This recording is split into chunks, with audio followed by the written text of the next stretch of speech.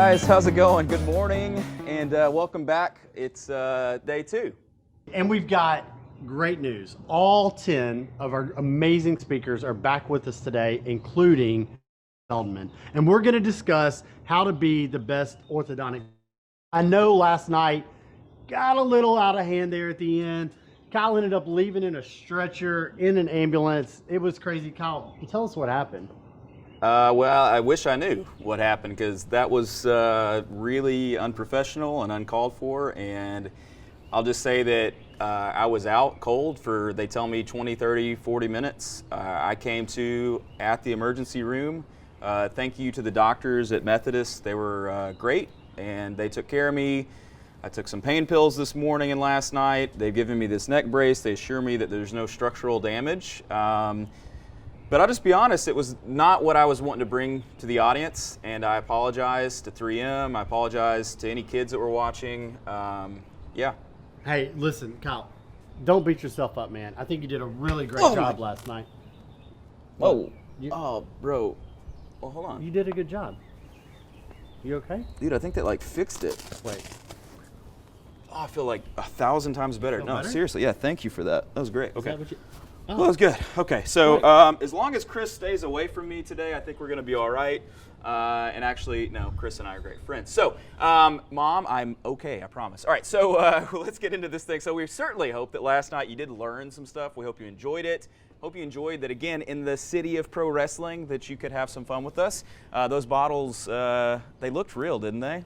Anyway, so wait, they weren't real? I don't know. You'll have to decide. And our carpet is fine. Anyone who's worried about our rug, it is okay. We've vacuumed it up. So thank you for tuning in last night. Thank you for tuning in this morning.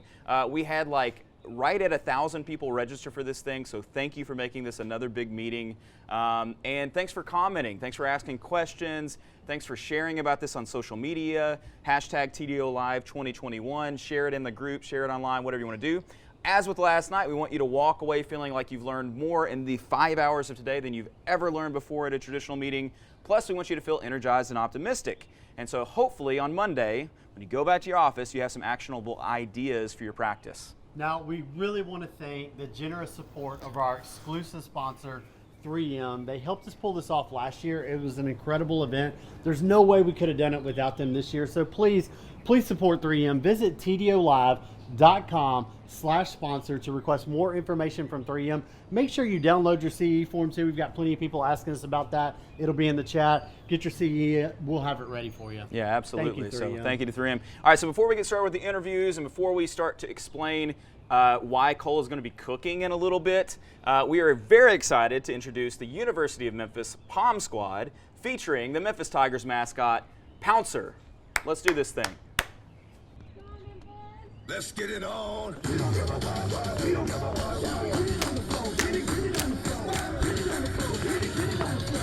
One, two, maybe outside. Maybe outside. Maybe outside. Y'all gon' make me lose my mind. Up in there. Y'all gon' make me go all out. Up in there. Up in there. I got to bring it to you, cowards, and it's gonna be quick. I know you made it in the field before.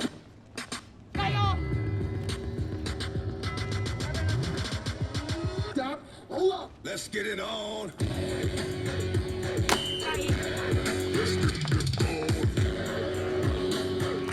Y'all gon' make me ooh.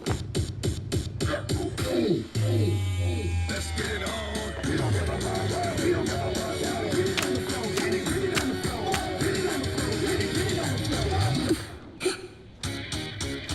gon' make me lose my mind. Up in there, up in there. Y'all gon' make me go all out.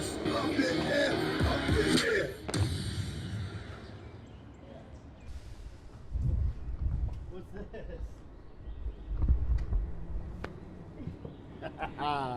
Love it. I don't even know what this is. What do we got in here?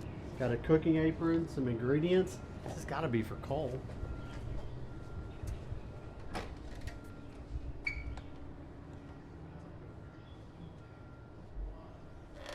Hey, when we're on. All right, so thank you to the Memphis Palm Squad. Thank you for all being here today. And what is this? I've got goodies. goodies. There's mystery delivery. something sticking out here. This must be for your breakfast. So this is your mystery box. Okay, so that's mine. This is yours. Yeah, this is very cool. looks like fun. Thank you, Alex. Thank you all. Enjoy your day. So we'll get into this here in a second, I guess. One second. The Palm Squad was awesome. I feel like super amped now. We had some DMX. I hope, be with DMX's doctors. I hope he's doing okay. I hope you're awake now, of course. Today, we're going to be talking, last night was how to be the best orthodontist. Today is how to be the best orthodontic team. And so we're going to get into all sorts of stuff. 5 whole hours talking about all the different layers of this very big topic. Thankfully, we will not be awarding a wrestling belt today. It is firmly in Nicole's grips. It looks great over there. How do you like it? I love it. I'm very proud of this. Yes, you should be. We're all afraid to take it from you. Yeah. No one's going to take it from Nicole because We can't afford another Royal Rumble. there's probably a folding chair somewhere We nearby need you to her. finish this meeting. I know. I got to make it through. If I made it through last night, I'm making it through today. Personal bodyguards. Yeah. All right, so it goes without saying, but without our teams, our practices and our success would be very different than what it is. Thank the Lord for my team. So let's start with Mr. Cole, or I guess I should say Dr. Cole. And I think a good way to start this segment on how to be the best orthodontic team is with a moral of sorts, a golden rule, if you will. And Cole, would you mind sharing with me what you shared about sort of your adjusted law of like as it pertains to teams? Oh, okay. Well, we were talking. It's something that I talk to my kids about also, and it is, and of course, so I talk to my team about this too. But you should always treat your patients as if they're going through something super difficult. And the reason why that works is because it kind of puts you in a certain disposition. But actually, most of the time, you'll be right. I mean, you'll be right. Like, people are often, if not always, going through something. And we all have the ability to, listen, orthodontists, we are good at pretending all day. We bring the energy even when we don't feel like it. That's what professionals do. But you grow up learning how to do that. Most kids who are even being abused, or people going through divorce, or deaths and stresses in the family, you're not going to know it. And so just keep that in mind. Treat everyone like they're going through something very difficult, because you'll be right most of the time. And then if you just treat your staff, here's my rule for staff. If I talk to doctors, and they're having issues, do you treat your staff as nice as you treat your patients? And most of the time they're honest, and they're like, I don't. Okay, well then that's where you should start. If you can't treat your staff as nice as you treat your patients, then you need to press reset and start there. And then you'll start to see that things will go well. All the things that you thought were problems will go well. Start with you. And when I talk to friends who have issues at home, I'm like, well, do you treat your wife as nicely as you treated that mom that came in that had the triplets who were all ready to start and she was going to pay in full? and he's like, well, no. I'm like, well, listen, if you have 7 new patient exams during the day, just tell yourself you got that +1. You have that 8th exam. You're going to walk home and you treat your wife and give her the attention that you gave at least the very mom, the mom that came in with the triplets. So. Yeah. And at the end of the combo, you can at least stick your tongue down her throat, and it'll be the best exam that you did all day. So, listen. Your wife or the mom of the triplets? Yes, don't get them mixed up. Yeah, okay, just Do not get those mixed up. But I'm saying, listen, do you treat your kids the same way you treated that, the 13-year-old girl that came in? It was super sweet. Listen, you just treat everyone like they're going through something hard. Treat your staff as well as you treat your patients, and treat your family as well as you treat your staff. Yeah. So it is unfortunate that our patients, not patients as in the people in our practice, but our patients, our ability to be kind to people when we're stressed, it reduces in inverse to the amount we know someone. Right. Which familiarity paradox. Yeah. So we're super nice to strangers, but people that we love the most just get our worst treatment. Yeah. We flatter those we scarcely know and please our fleeting guests, but render many a heartless blow to those we love the best. I'm sure. I just love that you were just holding on to. That's wow. not. And that's why he's Cole Johnson Fultz. Yeah. Listen, that's my mom making me memorize stuff when I was meeting my brother and sister. She's like, "Well, you two know." And so I recited that many times. Not because I was a good kid, because I was a horrible kid. Well, that was not in the notes anywhere, and that is brilliant. So let's work on that. Let's be kind to everyone, right? But also, especially to the people that we know and love the most and we have the deepest relationships to. Maybe we should start being like kind of rude to our patients. Agreed. Who are they? Yeah. Right? You could be like Yeah. such a good dad and husband. Exactly. So, well, thank you for sharing that. I think it's time to get in this mystery box, if you don't mind. So we'll open this, and yes, we're having a cooking segment good. in a little Apron, bit. I'm gonna So do there's that. your apron. And here are your mystery ingredients. And so you're going to have 40 minutes to cook a delectable breakfast. Oh, I got a little fennel in my mouth. Not the first time. What are these? So you have some fennel. You have some, those are maitake mushrooms. You have some Spanish chorizo, I think. Is that what that is? It looks like jamon.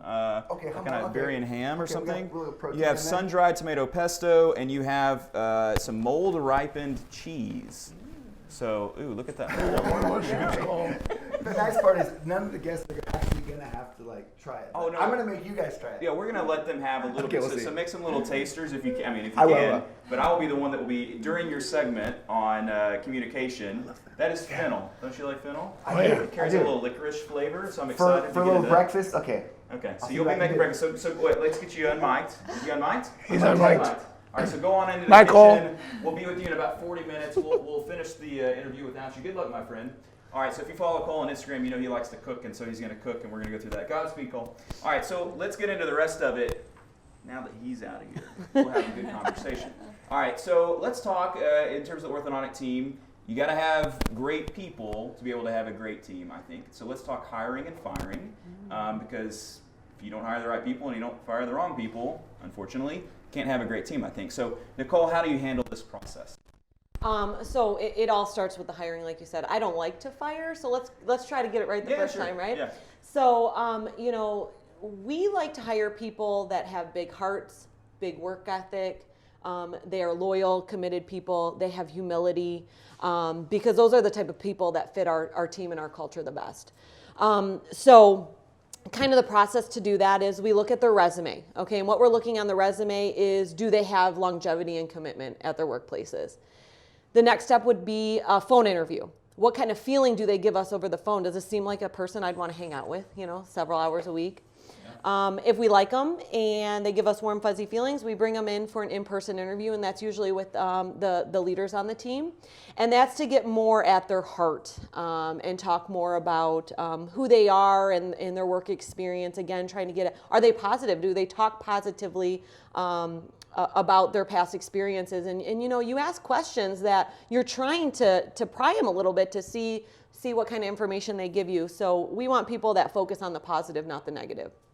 So if that goes well, then we invite them back for like a shadowing experience so that they can interact with the team. How do they interact with our team members, our patients? You know, are they smiling, or are they just like, you know, what kind of person are they and what kind of energy do they bring? And then lastly, I get to meet with them, and I like to get at the heart. You know, I ask things like, who's your role model? Or what was a difficult time in your life that you had to get through, and tell me about that.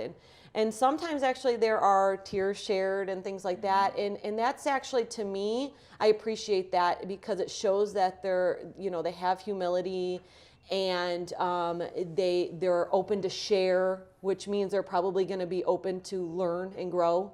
So that's kind of our interview process. We want people with big hearts and big work ethic. Yeah, I like it. Let's camp on this topic a little bit. We should talk more about hiring. I feel like you're just like ready to burst with some information on hiring. What do you got for me on hiring? Piggybacking on that, I think we look for all the same things. There's a couple things that our team, like yours, who starts the interview process, looks for. And when you talked about big work ethic, we talk a lot about grit. So the ability to manage difficult, challenging situations and do it with grace, to have the strength to get through tough times. Mm-hmm. Another thing that we try to teach along the way, that you mentioned in the sharing moments, is vulnerability. So from myself all the way down through the team, being vulnerable with each other and okay to talk about when you had tough times opens it up for the team to really work together and support one another and to be there for each other. I think, you know, for us, it's not just on the hiring process, because we do make mistakes. in the hiring process. But what we're mentioning here is we're hiring people, and we can train the other stuff. And so if you find the right people, you can often train them on the how to do day-to-day things. So it's kind of easy. You said you have a thing for your team in your office. My team, who does all the hiring, and for everybody watching, this is self-defined by the team. They call themselves chick dudes. That's their term for strong women who have grit, who are hardworking, passionate about what they do, and they want other hardworking, dedicated individuals. And so what I love about my team, I have team members who've changed their own radiator in their car, and like I've never done that. But when something's broken in the office, I know Krista, wherever you are, I know Krista's gonna fix it. And so we just have a team of really strong, amazing people, and so yeah, the hiring process is super important. Even though I'm involved at the very latest stage, like you are. So here's a question about hiring, because I have like a very detailed process, and maybe we'll get into some of it. Do you handle all the hiring in your office, or do you delegate it out? I guess one thing that I think is very important is when you're bringing someone to the team, I think, and we weren't always good at this, it's very important to include, at least on like the coordinator level, like their input, and to bring them in and let them kind of choose if they want to work with this person or not. And so I think it's easy as the leader to want to make every decision when it comes to hiring, but it really should be somewhat of a group decision. Do you agree or do you disagree? How do you do that? I agree. It's a group decision. Yeah. You know, we have a core team that looks for potential candidates, but also the person who's going to be working the closest with them. Yeah. Will get pulled in. Okay, we're down to, who do you think you would work the best, the best with? So Yeah, sure. I always do the worst hiring. I do. And, Well, you just like everybody, Well, right? historically, we look at people who were just, and it was me. Okay. Just one thing I think on that, when we start out our practices, we're forced to be the ones to do the hiring, because you don't have, like in the first few years, you don't have a leadership team yet to help. But what ends up happening is you, the doctor, hire the person. You go, here you go, team. Here's your new team member, and then it's your decision. And I think for Nicole and I, at least now, it's reversed, where the team says, here, Kyle, here's your new team member. And what ends up happening is really the team who basically, help pick that person is personally invested in that person's growth and development and success, rather than you just dropping some person into the team.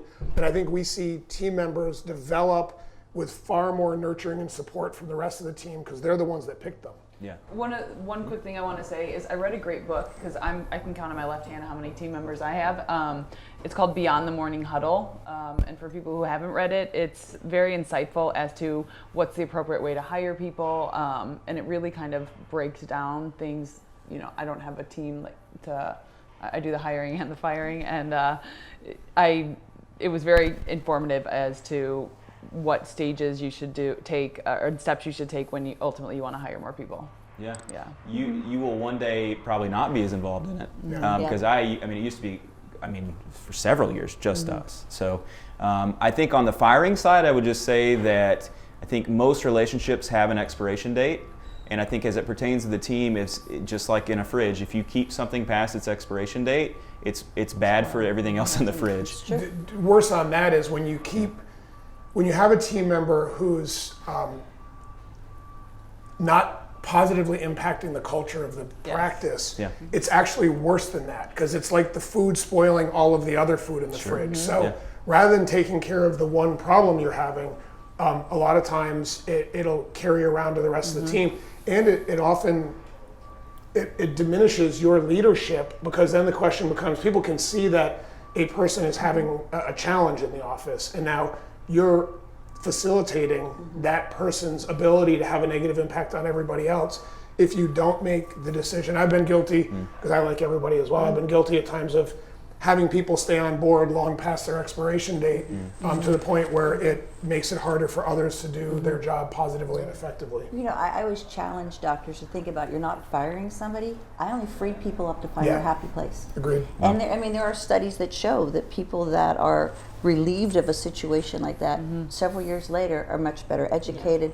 Their personal life is better. So if you have a hard time letting people go, one, you have to protect your team from them. but you're helping enhance them. You're freeing them to find a happy place, because I was the same way. I'm thinking, I'm signing a paycheck for you and I don't even like you. You know,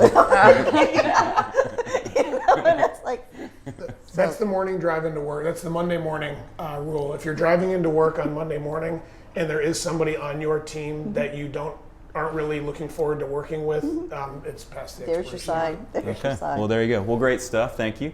Lisa, I want to talk to you a little bit about your team and the dynamic that you have and the culture you have with your team, because I've gotten a little bit of a peek into that. I've never visited your practice. I would like to. But at a 3M meeting, I saw you speak and your team was there, and I was there to do like a hands-on forces course, which was great.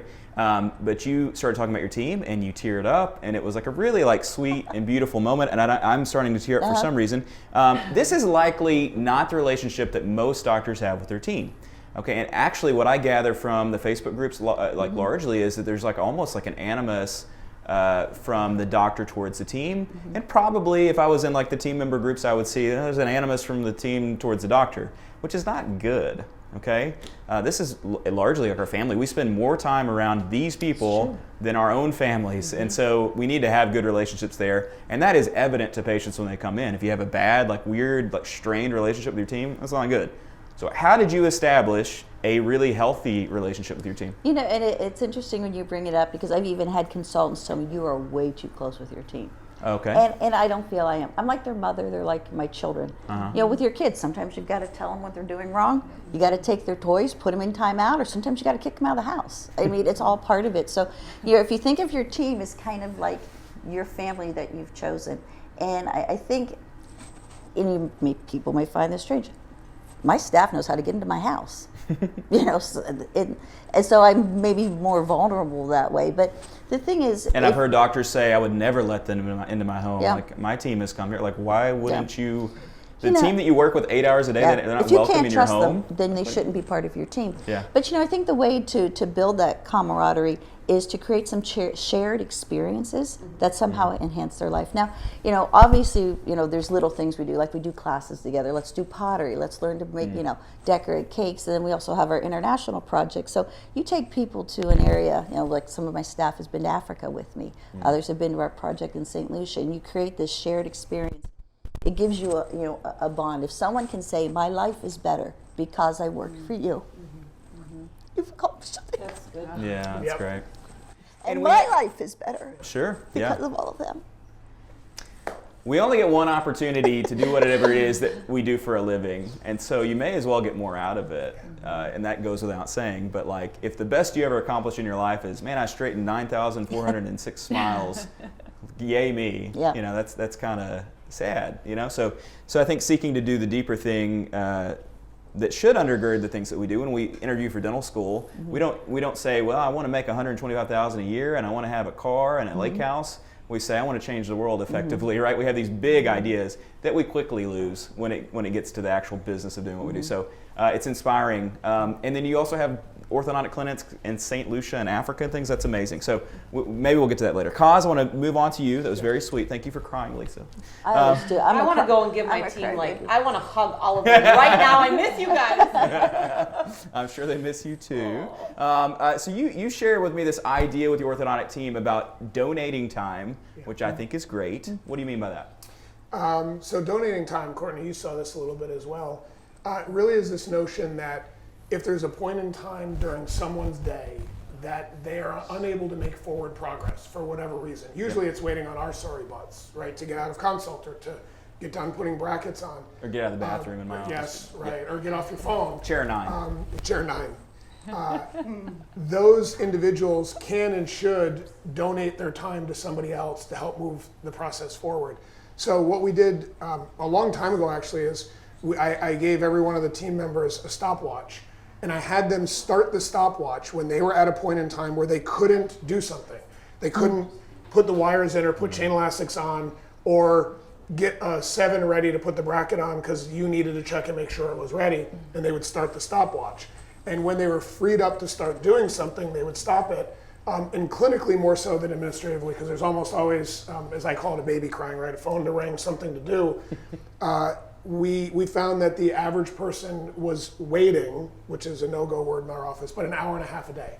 So if you do that across 6 assistants, right, that's 9 hours. That's a whole nother team member that is being wasted because we're allowing it to be wasted because they're sitting in a chair next to a patient. So what we started doing was, that assistant who might need the doctor to come over might go and do sterilization, or might type up a chart for another assistant, or might pass instruments, or come and be a third person to help a bonding, just to pass the light and make things go faster.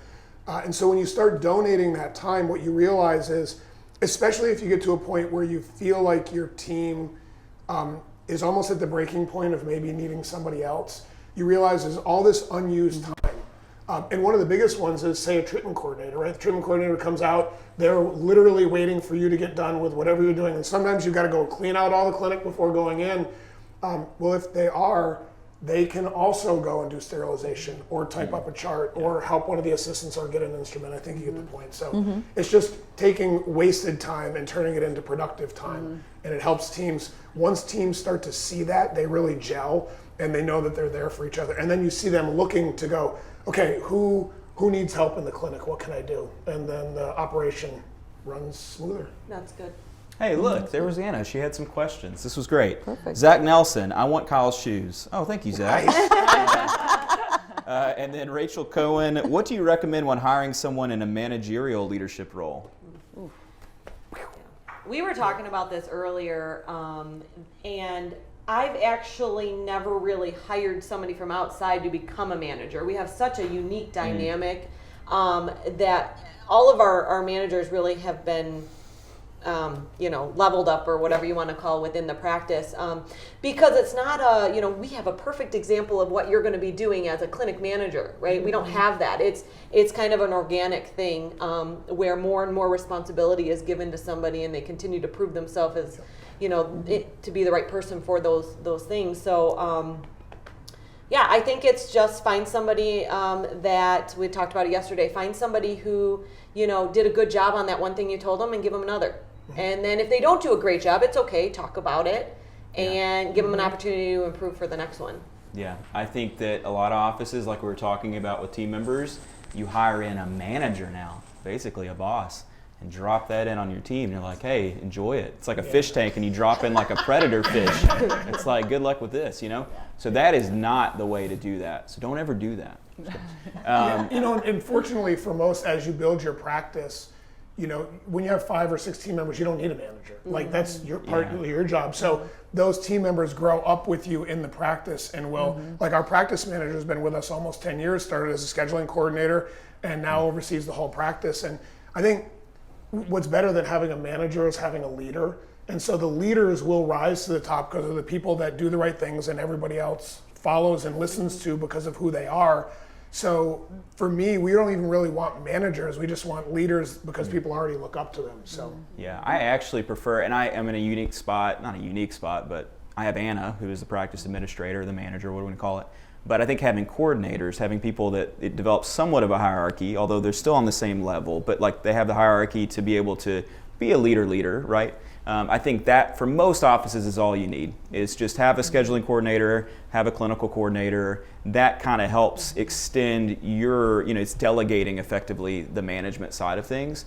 And then they can bring you things. And it's also the part of the team that you can most trust, and it sort of becomes like your counsel, as it were. So let's shift on into this, question 5. So small world alert, I didn't know this, but did you know this? Dr. Courtney worked for you? I did not. Yeah. Is this true? Yes. Okay, yes. This is good. He played it well.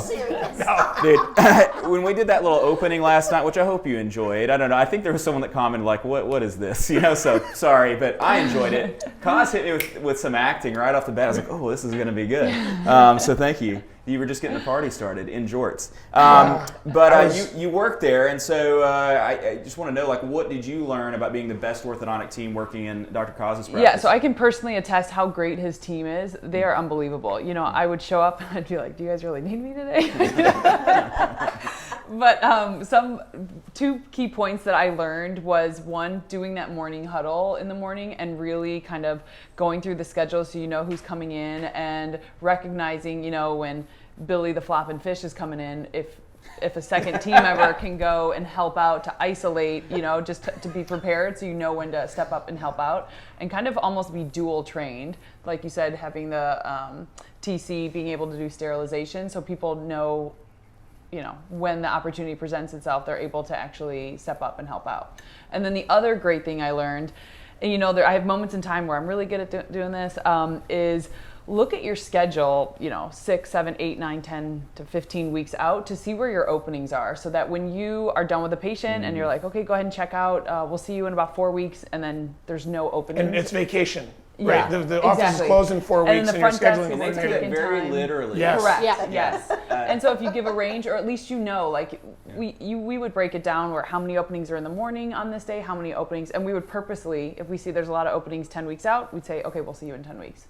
Yeah. And That's that was great because it really freed up a lot of headache at the front desk. So I'm always the one that breaks that rule. Like we yeah. talk about it and then I say 4 weeks, so we ended up just like abbreviating it, like in code 4W. Yeah, it's going to be 4W da da da da da. So no one noticed what we were saying. What we recently started doing in my office is I created a prescription pad where it had the patient's name, it had a blank spot for the number of weeks, and it had all the different types of appointments: refinement, delivery, IPR, braces adjustment, and I would check a box, put the range for weeks, and send them to the front desk with that. So then the front desk knew what type of appointment they were scheduling, and that is great. So You guys might think this is crazy. Okay, but let's hear it. Because I would always, you're looking, okay, it's going to be 6, 8, 10 weeks, and I'd forget. So we've changed the wording. Now we always just say, we'll see you next time. yeah, that's pretty great. And then we'll let the front desk, Yeah, they know why when the even- openings. We just say, we'll see Yeah. you next Yeah, time. yeah. That's great. Let them figure it out. Yeah, Yeah. yeah. See you when we see you. We'll Yeah. see you Whatever next that is. See you next time. I like that. See you next time. I'm going to use that. All right. We got time for one more question, and I'm sure we could talk about all this a lot more. But Nicole, you shared, and again, Nicole's talking points, legendary at this point. But she had some orthodontic team pearls, and I want to give you some time to share that. One was about having people do what they are best at. Explain that, please. Well, I think that if you want everyone to be doing what they're best at, first of all, think about, who you're assigning to what role first, but you have to train. You have to meet with them and coach and train, and you have to know that it is going to be a lot of your time dedicated to them or donated to them, right? But the other thing we talked about is, firing people that don't belong on your team or aren't a good fit and they're better off somewhere else, right? For themselves as well. Well, one of my associate doctors came to me, I heard you don't fire. I'm like, what, you did? No, that's not our general rule that we And don't you fire. fired him right there. No, awesome. Prove a point. No, but what we talked Not wrong. about, in the last, 6.5 years, we've only let one person go. Wow. And this is why we have it's called grow or go. Yeah. Okay. So our style is immediate and constant feedback. As soon as we see it, we're going to coach you. As soon as we see it, we're going to coach you. It's not nagging or anything like that. That everyone expects that. So either they are going to grow, and we want them to grow as quickly as possible, or they're going to go, and we're okay with that too.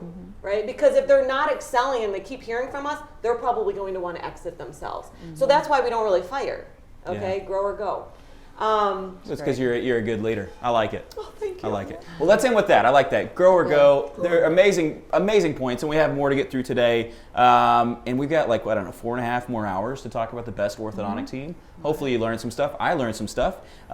If I were to summarize the thoughts of what we talked about, I think it comes down to trust in a lot of ways. I think you have to trust your team. They have to be able to trust you. And I think as long as you sort of work on that every day, and I've not always been the best at that. I've had times where the team did not trust me because either I didn't fire a person when they thought that I should, or I did not train them, or I wasn't there for them, or I didn't donate my time to them, or I was selfish, or whatever it was. When that trust breaks down, as with any relationship, it gets to a point where it's not healthy. It becomes toxic pretty quickly.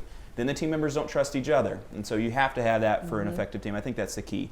All right, so with all that said, I believe that Alex is outside by our pond. Did you see the pond? Yeah. It's pretty, right? Yeah, it's a beautiful pond. And Dr. Chris Feldman and Dr. Shane Langley are out there as well. What are you guys up to out there? Good morning, everybody. We're out here at the pond at Dr. Kyle's house, and we got two of my good buddies here, Chris Feldman, country boy from Louisiana, and Shane Langley, a country boy from Alabama. Alabama. That's right. So we're gonna find out which country boy can survive. We're gonna do a little bit of fishing, little fishing rodeo. We're gonna find out which one of these country boys can actually catch some fish. Let's get to it. Let's do it. Let's see some wigglers. What's the goal, guys? What are y'all fishing with today? I'm fishing with some little red wigglers. Yeah. Little worms. Got worms. See if we can get lucky, catch a We're brim. fishing with worms, all right? Trying to catch brim. I want a big mouth bass. Chris going for the bass. Not with this setup. I don't guess they have any tuna in here, Well, so we didn't bring the power bait. usually more of a saltwater All right. guy. But All right, so let's see the hook technique here. This is a live worm. Yeah. Now, so- it takes a real country boy to handle a live worm, okay? Just not any old man can do this. not any old man can do this. Oh, we dropped it. Fumble. We got a fumble. They're live. Yeah. I don't have my loops. We got a slow start from Alabama. How you doing over there, Louisiana? Stuck it through there. haven't cut myself yet, so All right, just put him through there. He won't mind. All right, let's get fishing. All right, Shane's on first. Here we go. Got the first cast. See if it's a cast and catch situation. Fish are hungry. Shane went with the really nice huck fin look, which I really like. I brought out the jorts for today. Leg day, baby. Leg day every day. If I could practice barefooted, I would. good leg day. Shane says if he could practice barefooted, he would. This man would straighten teeth barefooted if they'd let him. Like my nice pink reel. All right, Chris. Chris went with the Fruit Ninja shirt today. Chris is a self-proclaimed ninja, for those of you who don't know. Uh-oh. Yeah, some real issues here. Uh-oh, we got real issues. Real Here we issues go. or fake issues? Oh, I like it. I don't know what Kyle's daughter did to her reel. Let's set our drag. Maybe a little tighter. We got it. That's good. Now you got it. Good. Oh, there we go. All right. Now we're in business. Little assist from one. That's the great thing about country boys is even when they're competing, they're still friendly. That's the deal, man. If you can't beat them fair, it's not really winning. That's right. Yeah, you gotta smile in their faces when you beat them, because you know they're probably coming over for Sunday dinner later.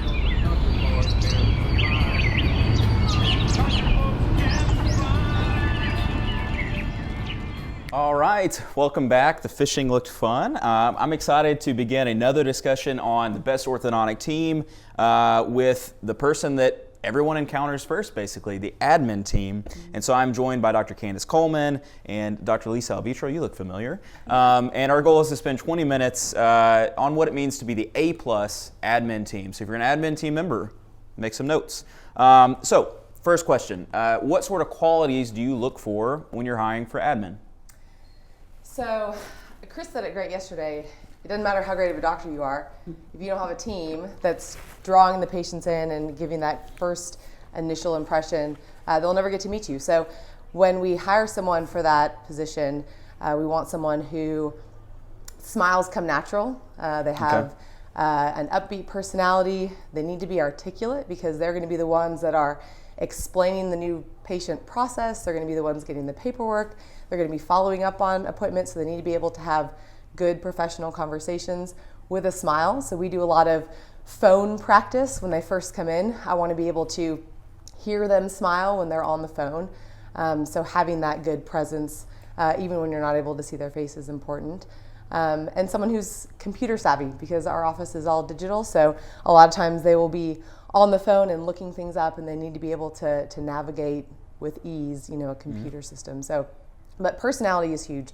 Having that light in their eyes so that when the patient walks in the door for the first time, they get a welcoming presence and happiness, exudes from that person. So that's important. Yeah, and not everyone has that for sure. Right. I totally agree. What about you? I think one thing that people tend to overlook, obviously we need the personality, but I think if you're an admin coordinator and you're scheduling appointments, I think you have one of the toughest jobs in the office because you have to keep everybody happy. You're keeping staff happy, doctor happy, patients happy. You've got all these columns going. You've got all these templates you're trying to plan 6 months, a year out in advance. So you need people who are very, very bright, who are very comfortable with things, running Excel sheets, they have to be very logical in problem solving. And I think sometimes we it's sometimes hard to find that mix. Someone who's really upbeat, but someone who's very, very bright. Like you mentioned, computer savvy, because so much of our communication now is even electronic. Are they comfortable, emailing people? Are they comfortable setting up virtual consults or participating in that? So I think it's getting even trickier, because before you get someone who you could train to do all these things and answer the phone and be polite, but now it's very technical. I would not, their job is way harder than mine. There's no way you could get me to do that. Well, and I'm always amazed. I thank them for lasting. If I was going to get you to do something, I'd have you be an orthodontist, because I could use it. I could not do front desk at all. Oh no, I totally agree. I think the hardest thing is they have to be on all day long. They have to multitask a lot, and you're right. I think probably the hardest thing to find is someone who has all those qualities but also has good follow through. Like they can write things down, remember to come back to it, stay very organized, very neat, and that sort of thing. So yeah, definitely a tough task. So let's move on into this. The first impression. That's what I think of when I think of the admin team member. They're the first glimpse into your practice in many ways. So maybe they visited your website, looked at your social media or whatever, but the phone call with the admin team member is oftentimes that first moment. And then even maybe the follow-up after that, like the email, or they reach back out to clarify some details. And then when they come into the office, oftentimes that's their first real tangible impression. So it is paramount, of course. So let's maybe look through these different touch points that involve the admin team and just talk very briefly about each one. So, and then maybe we're looking at ways to make these optimal, some pro tips. So the initial phone call, anything that you have, just quick tips or thoughts about that? So when we get a new phone call, we have a script, a sheet that we make sure that we get all the pertinent information for the new patient, and those sheets are very brightly colored. So if an admin team member is on the phone with a yellow sheet, we call it because it's bright yellow, that phone call gets priority. So that patient's never put on hold, staff members aren't interrupting, so it's very obvious. And it also gives them a guide so that we gather all the information, don't miss anything or get sidetracked. So that gets the flow of that new patient phone call kind of down to a T. And I think it's important that when those patients call, they get 100% of your undivided attention. So having that kind of signal to the team that is that phone call, I think is important. That's great. Do you have anything? Well, I love the bright color, because that works really well. Sometimes we'll even color code those so that if we know if they're on the phone with an adult patient or it's going to be a child patient, because some of those are going to take a little bit longer. Yeah. We tend to have one person who basically specializes in new patient intake, because a lot of times you can train them more to start giving some of that initial information, or they can start to evaluate, is this somebody that maybe we need to get a virtual consult going right now? It's someone who wants that answer right now. So for some of us, it's more of a standardization by making one person the primary. Others can jump in as a secondary. So yeah, that's my only tip on the initial phone call is please let it actually ring into the office. I absolutely hate the little trees that you have to push 1 and 3 and 4. I had a doctor's visit and I had to reschedule or something, and I could never get them on the phone. You would call, it would go to a voicemail, like, we'll call you back. Well, I leave my phone on Do Not Disturb. You're not calling me back. And then they leave a voicemail, give us a call right back. You call it, and it goes to voicemail. It's like, this is so stupid. So you kind of got at this, is to have multiple ways to communicate, and my goodness, at least let me call in and talk to a person. So what about communication leading up to the day of the consult? Do you send an email or sets of emails? Do you send a packet? What do y'all do? So we, once a new patient appointment is scheduled, they automatically get an email that leads them to new patient forms, gives them all the information. Okay. I think a lot of our parents are pretty tech savvy, as the younger generations come through. So they're comfortable with filling things out before they get into the office, which talk about efficiency, having that done before they're sitting in your office with their kids trying to fill out a clipboard of paperwork. Has helped streamline the process so they feel like they're waiting less. And it also allows them to have a point of contact if they have questions about the process or insurance, and that can oftentimes be directed to the treatment coordinator, so they establish a connection with them before they even get into the office. So between the scheduling of the new patient exam to when they walk in the door, we've been able to connect with them on multiple levels. And we have text as well. We send multiple reminders and follow-up before they walk through the door, because people are busy, and I'm a mom and a working mom, and I like the reminders and the follow-up leading up to the appointment. Yeah, for sure. What about arrival at your office? How do you handle that? What's any tips or tricks? We like to meet them personally at the at the check-in station. Yeah. Our check-in is in our reception area, away from our front desk, so they know who they're going to, who's going to be arriving. We want somebody at the front desk to initiate contact with them, and also the TC that's going to be there, and the TC will then help sign them in and then lead them on the tour. So we really want, it used to be easier before we started doing everything electronically, because people had those envelopes that had their paperwork, and so if you saw a big envelope, it was easier to grab that you would person. So now we kind of have to do a little homework to see who we're looking for. It's not good when you say, "Are you here for a new patient exam?" They're like, "I've been your patient for a year and a half." That's never good. So we have like the little iPad check-in with Tops, and so that kind of like triggers it. And the team knows who the people are. Let's be honest, I'm never in the front, so I don't know what they do up there. And this segment was tough because I was like, I literally don't see my admin team most days, and so sometimes I'll come up at the end of the day, how was it? So that's all good stuff. So let's shift on into this. Patient managers, you brought up this idea, and I think this is cool. You have all sorts of unique things that you do and systems that I'm like, that's pretty brilliant. I love this. But how does that ensure a better admin experience in your practice? Well, I'll just kind of briefly, with the patient manager system, we probably started about 15 years ago.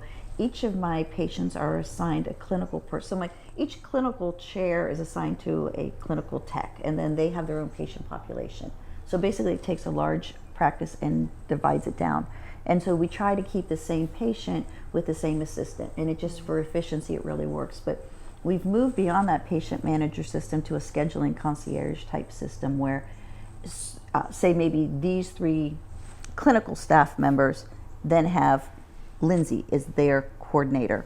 So not only can they work through their preferences with her, when you start, say, Leanne, put your braces on, Leanne's going to be your tech through treatment, Lindsay's going to be your scheduling coordinator. So that way when your mom calls or your grandma calls, they already know your preferences. So this is based so much on just human behavior, because if you always want to come on a Wednesday, if I don't know who you are, I don't know that about you. So it really it speeds up the process.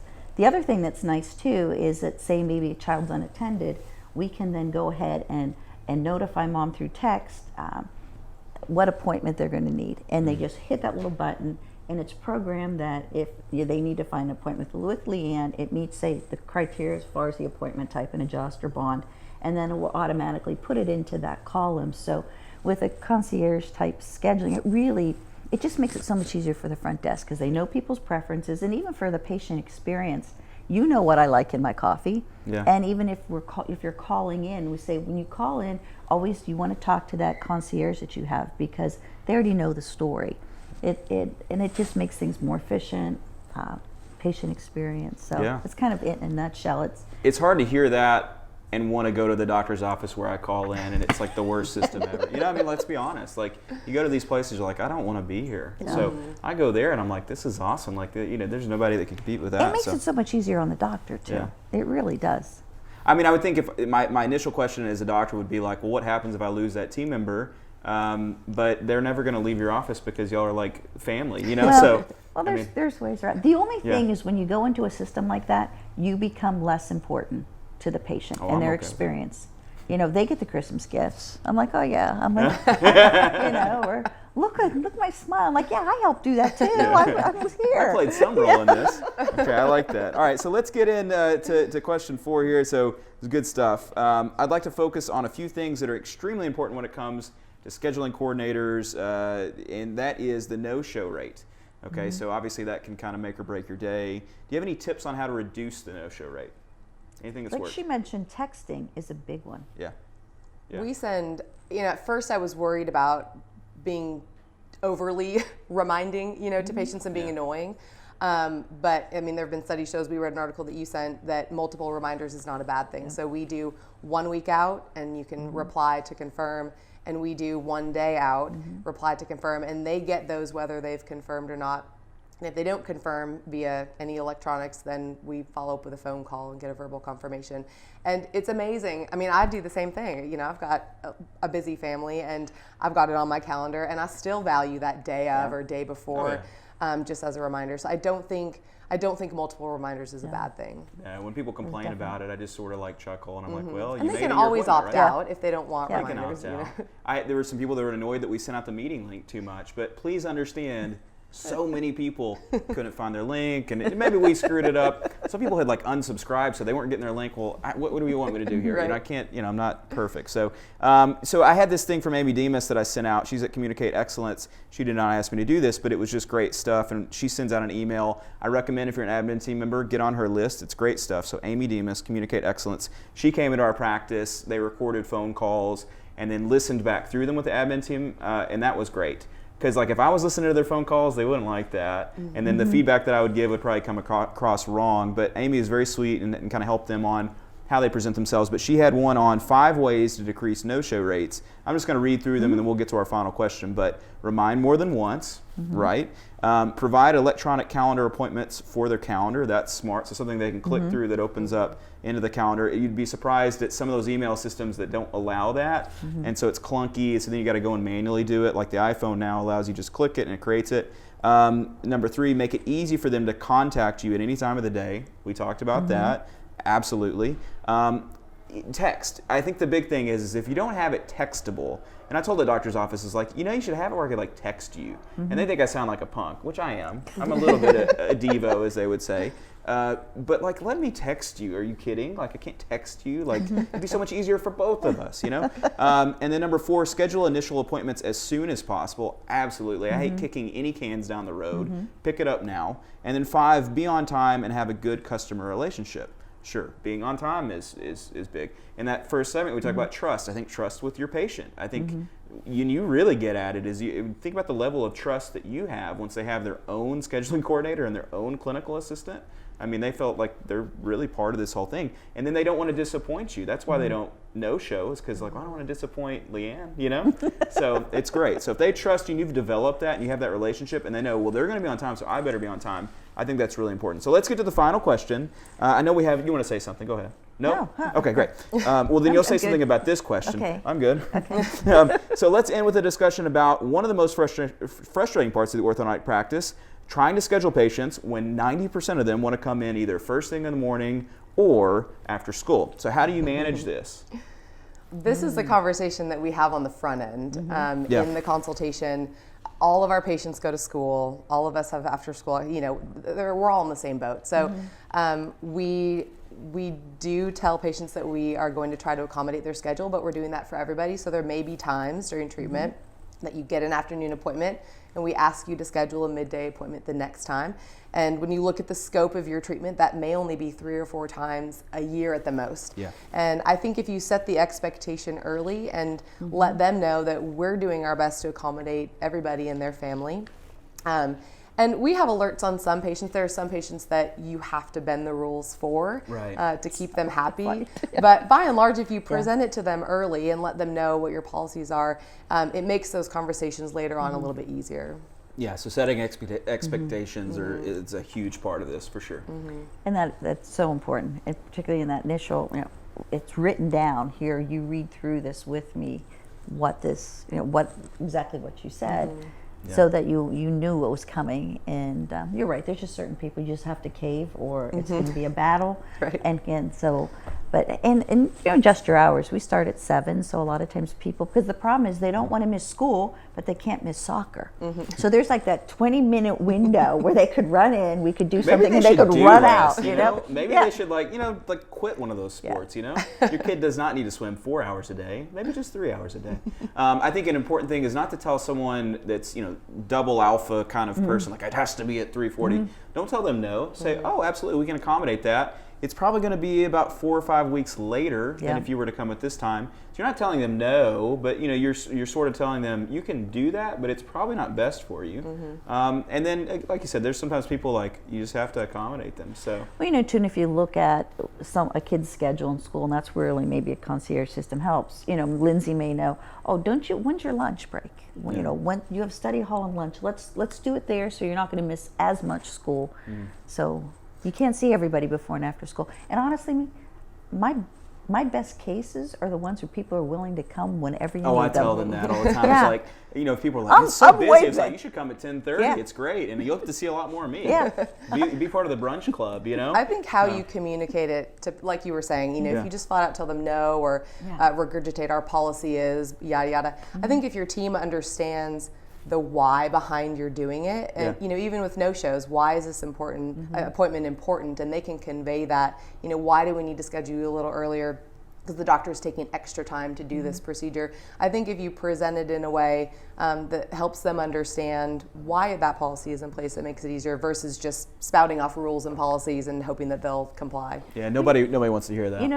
That something you just hit on. When I've got something I need to see someone in a very specific time, maybe during lunch, I'll say, I don't want anyone to interrupt us. If you can come right now, it can be just us. No one's going to interrupt us. I don't need these other people around. Yeah, exactly. And they're like, oh, yeah, when do you need me? It's amazing how their schedule opens up. Yeah, exactly. So great stuff. For all the admin team members out there, hopefully you learned something. Or maybe you're an admin team member who's like, what do they know about all this? Like, I just listened to 3 doctors for 20 minutes. Like, what do they know? So, but hopefully some good ideas there.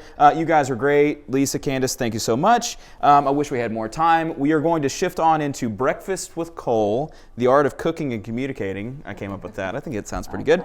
And I cannot wait to see what he's prepared for us.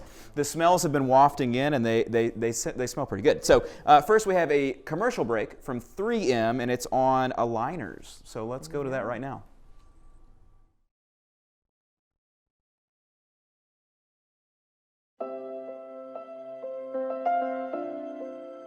It's not always easy, but you always find a way to make them smile.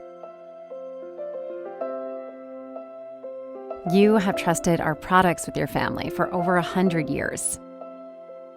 You can now trust us to deliver the smile you deserve. Introducing a new clear solution for straight teeth.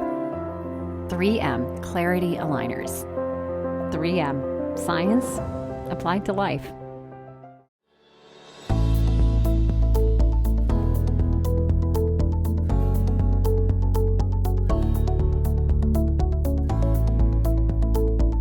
I have people coming in asking for aligners, and 3M's Clarity Aligners are superior in a lot of different ways. The customer service behind the aligners is fantastic. They let you customize the treatment to each individual patient. So we have the ability to go into one portal and look at how we want a treatment plan in this case. I find that the portal is very user-friendly, easy to understand and easy to fill out. It's so intuitive and it's web-based, so you don't have to have a souped-up computer with big graphics cards, and they have an open system where they can use any scanner. I liked that from the beginning I could edit the cases on the web from any computer. As we're focusing in on higher end aesthetic results and aesthetic orthodontics, being able to utilize those tools to help us make better diagnosis so we can treat better. We tend to use the 3M Clarity Aligners because that's the brand that's designed specifically for orthodontists, and we're able to get the best functionality out of the product. Patients who used other aligners went to 3M Clarity. They liked the way they fit better, they liked the look better, and they were much happier with them. If you present it with confidence and say, this is what we're going to treat you with, and you're going to get a great result, and you're going to have a great experience, patients are happy about that. I say this is the most responsive group of people that I've worked with. I feel one of the big things is the communication is right there. You've got a high level of customer service, and 3M is really invested in making sure that the doctors have the best user experience possible. I feel like when I do call where I have a concern or an issue, or it's addressed immediately and it's addressed with care and not just passing the buck on to someone else. We are huge advocates of 3M. They're the top of the line orthodontic company. This is the product that we have been waiting for.